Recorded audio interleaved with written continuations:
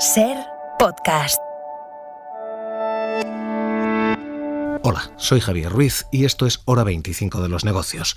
Hoy, un pequeño paso en el empleo, pero un enorme paso en la recuperación.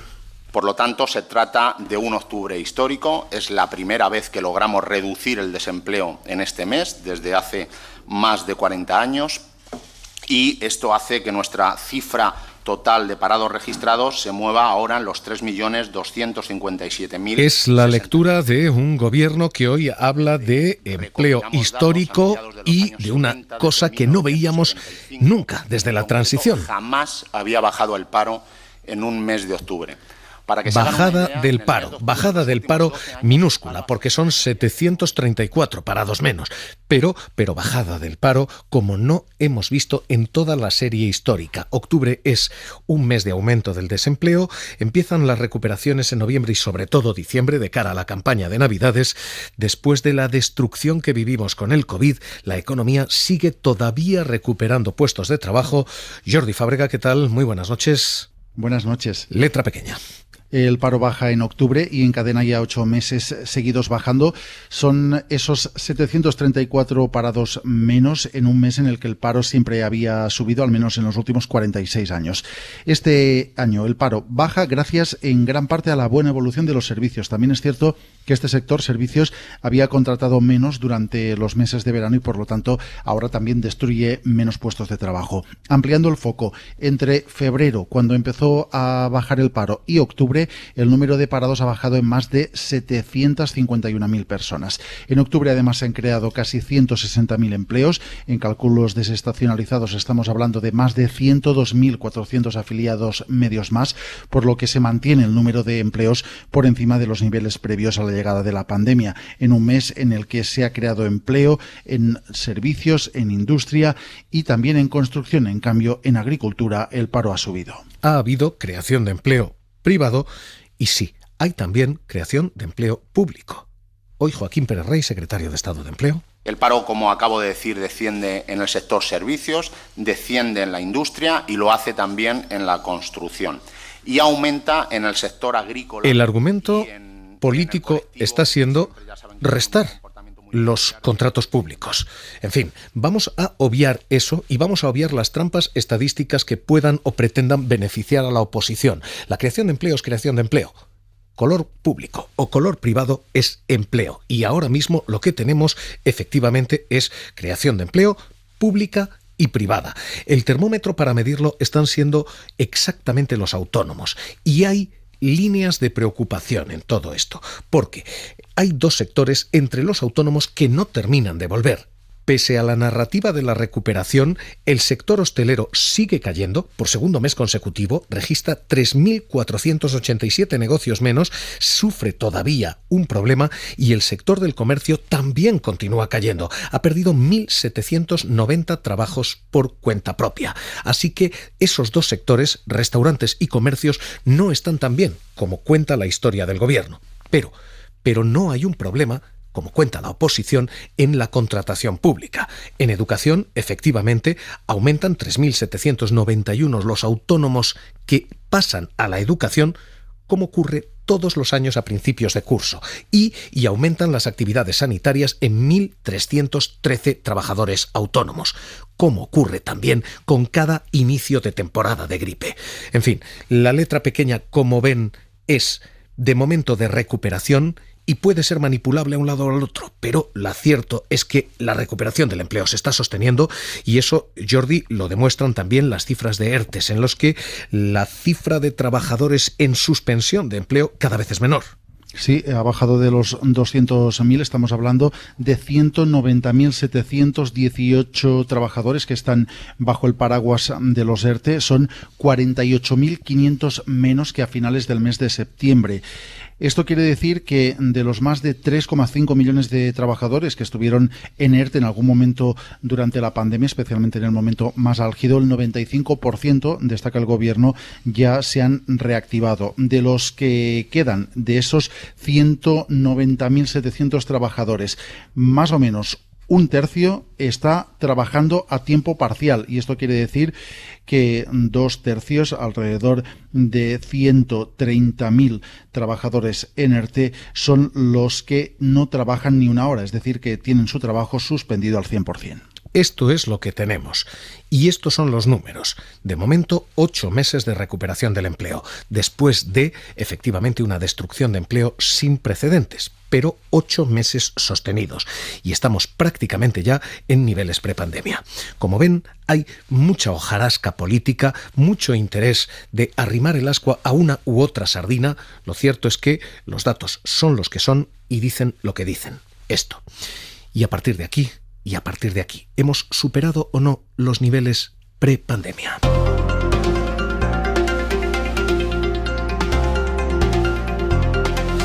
Esa es la batalla menor, porque esto es batalla puramente política, pero es la que están librando gobierno y oposición con medias verdades a los dos lados. Hoy, Nadia Calviño, aquí en la SER, decía: son muy positivos, muestran que en octubre se ha acelerado la creación de empleo.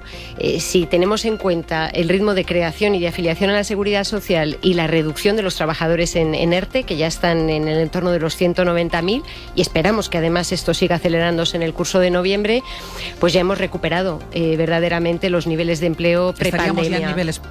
Hay efectivamente una recuperación en términos de seguridad social, y solo en términos de seguridad social. Pero no los hay en términos de empleo. El dato de hoy es de 3.257.000 parados. Antes de la pandemia teníamos 3.246.000 parados menos, 9.000 parados menos que a día de hoy. Así que sí, nos hemos recuperado en términos de afiliación a la Seguridad Social. No nos hemos recuperado en términos de empleo. En términos de parados, esta no es una recuperación todavía completa. Y ese es el primero de los problemas que deja esta batalla política y este deseo aparentemente por enturbiarlo todo. El segundo es que el desempleo está cayendo, pero no al ritmo de Europa. En Europa está cayendo mucho más que aquí en España y corremos el riesgo de descolgarnos de esa recuperación. Hoy los datos de Eurozona dejan el desempleo en la Unión Europea en el 7,4%. Caen del 7,5 del mes anterior al 7,4 de este. Caen del 8,6 del año anterior al 7,4 de este. Aquí estamos en España con tasas de empleo del 14,6% de paro. Es exactamente el doble que en la Unión Europea y es mucho más del 3% que registran países como Alemania u Holanda. El riesgo de descolgarnos de la recuperación de los demás sigue estando ahí. Insisto, hoy quizás demasiado ruido político para enturbiar cifras de recuperación, sí, pero ni tan fuerte ni tan débil como dicen gobierno u oposición. Así que vamos a intentar descargar todo esto de contenido político y hacer análisis puramente económico. Eduardo Vandrés, catedrático de la Universidad de Zaragoza, director de Economía Pública de Funcas. ¿Qué tal? Muy buenas noches. Buenas noches. ¿Podemos hablar de recuperación del empleo? Sin duda. Yo creo que los datos son incuestionables, ¿no? Tanto en términos brutos como en términos desestacionalizados, puesto que ahí ya entran en consideraciones aspectos técnicos que no siempre son fáciles de explicar, pero en cualquier caso, corrigiendo esos factores de estacionalidad, también el empleo está mostrando un dinamismo y una recuperación que los datos de afiliación a la Seguridad Social son incuestionables. Detrás de cada dato, detrás de cada número, hay una persona afiliada con nombre y apellidos. Por tanto, aquí no hay ninguna estimación, aquí no hay ningún criterio, digamos, de arbitrariedad ni de subjetividad en la medición. Hay sectores que parecen todavía estar quedándose atrás. Restaurante, comercio. La recuperación, siéndolo, ¿es incompleta?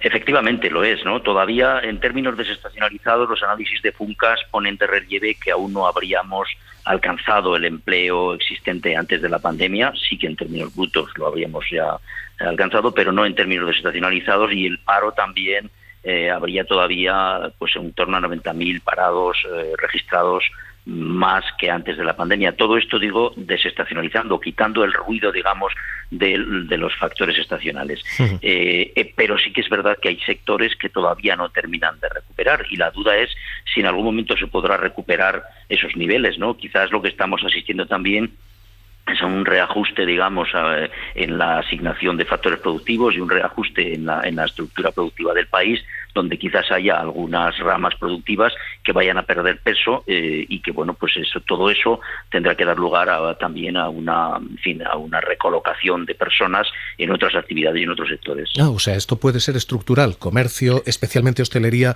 puede dar lugar a un modelo con menos turismo, puede que algunos de los ERTEs sean permanentes.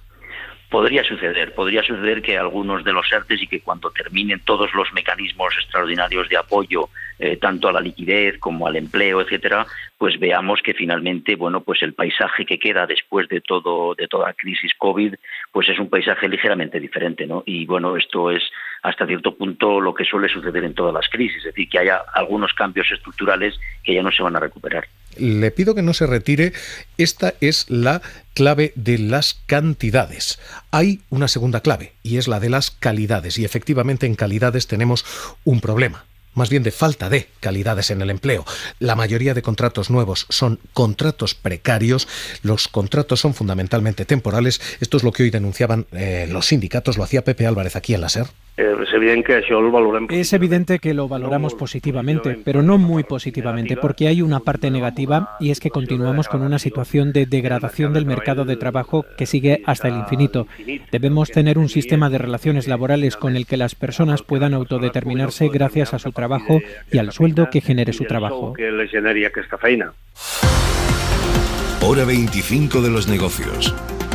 Cadena SER. La otra clave del día es el factor Escribá. Lo que estamos haciendo ahora, y tengo que ser muy prudente y siempre lo he sido en estos momentos, estamos desarrollando un acuerdo que alcancemos con los agentes sociales sobre lo que llamamos el mecanismo factor de sostenibilidad del PP dado la vuelta. Y nos dimos hasta el 15 de noviembre de tiempo para cerrar los detalles y explicitar ese mecanismo. El ministro de Seguridad Social ha destapado cómo pretende equilibrar las pensiones. El Partido Popular y su factor de sostenibilidad decían recortarlas antes de cobrar.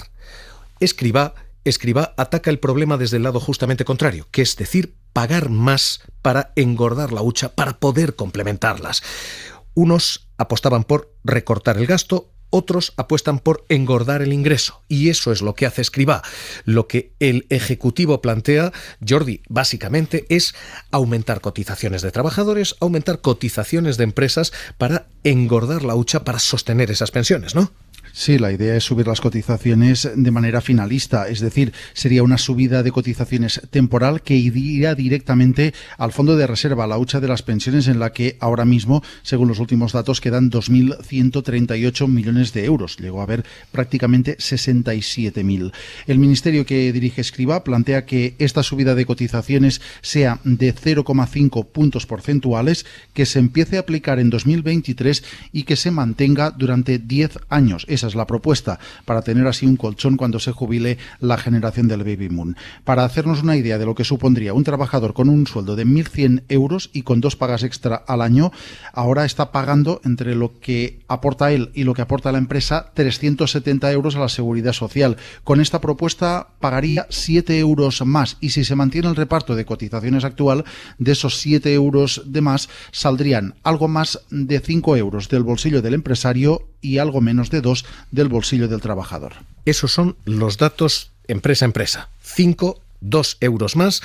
Los datos agregados, el Ejecutivo pretende cobrar 1.000 millones más al año durante 7 años, hasta sumar 7.000 millones, pero con una revisión trianual, de forma que si el Gobierno recauda más de lo previsto, devuelve ese dinero. Si el Gobierno recauda menos, tendremos que ver si hay o no recortes. Y a partir de aquí, las empresas han montado en cólera diciendo literalmente, oiga, no me puede hacer cotizar más, bastante altas son las cotizaciones de los empresarios. Es lo que decía Íñigo Fernández de Mesa, el número 2 de COE. Las empresas españolas pagan mucho más, como se tienen en cuenta, cotizaciones e impuestos sociales que las empresas europeas. Y además, desde el punto de vista de las cotizaciones, la empresa española paga mucho más que las empresas europeas. Y, lógicamente, los aumentos en las cotizaciones pues van en detrimento de la competitividad de nuestras empresas y perjudican la creación de empleo. Las empresas dicen, si hay que pagar más, se podrá competir menos, se podrá crear menos empleo. Los trabajadores dicen esto en realidad es justo lo contrario. Decía Pepe Álvarez, un pacto intergeneracional. Y plantea hacer un verdadero acuerdo de solidaridad intergeneracional, de tal manera que en la hucha de la seguridad social se vayan poniendo recursos para que el sistema de pensiones sea viable en un periodo medio y largo. Hay que reconocer que el factor Escrivá como mínimo rompe el discurso de hasta ahora hay una sola alternativa y es recortar las pensiones. Profesor Eduardo Vandrés, catedrático de la Universidad de Zaragoza, ¿y esto cómo hay que leerlo? Bueno, pues hay que leerlo en la necesidad de que se cree algún mecanismo de ajuste respecto de las previsiones de evolución futuras del gasto y de los ingresos de la seguridad social. El anterior factor de sostenibilidad vinculaba esos mecanismos de ajuste a la evolución de la esperanza de vida, y esto daba lugar a unas pensiones iniciales que se iban revisando conforme aumentaba la esperanza de vida, de manera que se corregían ligeramente a la baja, poco a poco, pero se iban a la baja. Y este otro mecanismo parece que quiere pues poner el énfasis en otro tipo de ideas, pero de todas maneras, claro, la propuesta no la conocemos en detalle.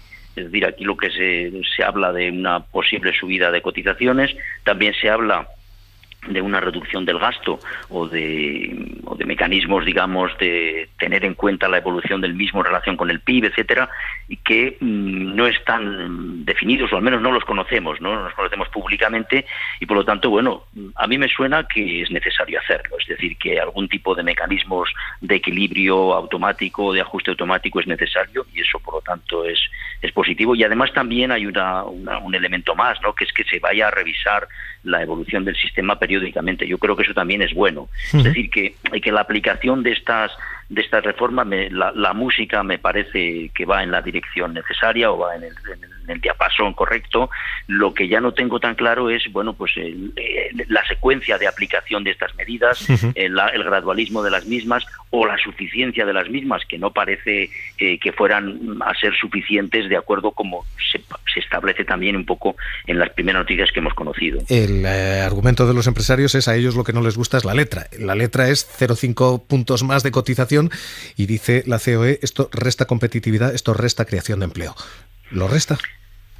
Bueno, es discutible. Se consideran como un impuesto sobre el empleo y en ese sentido pues tienen o pueden tener un efecto negativo. También depende de la situación micro de empresas, de sectores, de actividades. Yo creo que generalizar ese impacto me parece excesivo. Lo que más me preocupa de la reforma es que yo creo que las reformas tienen que tener unos criterios claros para, digamos, de alguna manera dejar el horizonte despejado. En ese sentido, me parece que es más, sería más útil pues una reforma intensa, una reforma, pero de aplicación muy gradual en el tiempo. Yo creo que la reforma del 2011 es el ejemplo de lo que se hizo correctamente, ¿no? Una reforma tan importante como retrasar la edad de jubilación, que es un parámetro que nunca se había tocado históricamente en el sistema, nunca, de 65 a 67 años, pero con una aplicación muy gradual y con un grado, digamos, de digestión por parte de los agentes económicos que les permita, digamos, tomar también sus decisiones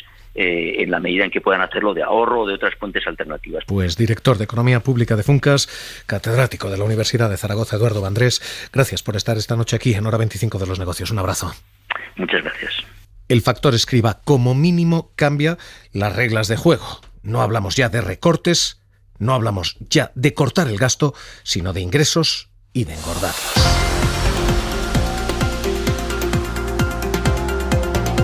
Suscríbete a Hora 25 de los Negocios. Todos los episodios y contenidos adicionales en la app de Cadena SER y en nuestros canales de Apple Podcast, Spotify, iVoox, Google Podcast y YouTube.